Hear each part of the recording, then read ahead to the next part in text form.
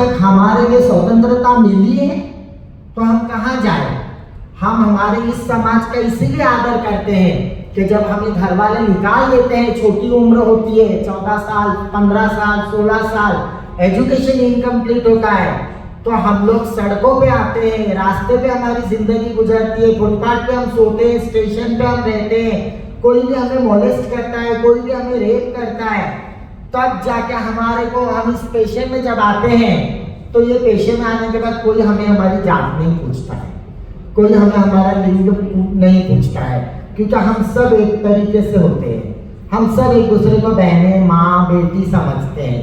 हम लोग ईद दिवाली क्रिसमस सब साथ में मनाते हैं, हम लोगों के अंदर कोई भी डिस्क्रिमिनेशन नहीं है।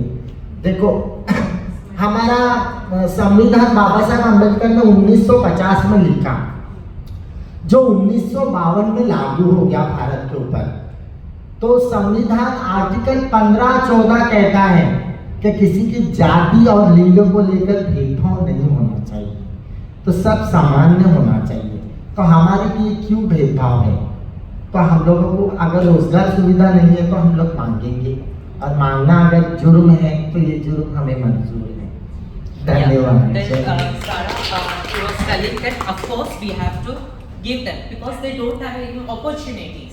Okay, so where they can be go? If you give, if you adopt them, if you can show them, if you can counsel them, that will be a best things. If you want to, it's depend upon you. If you wish to give them something, that will be a best thing because that will be used for something else. Because they can be do. There are many transgender out there who are begging in the street.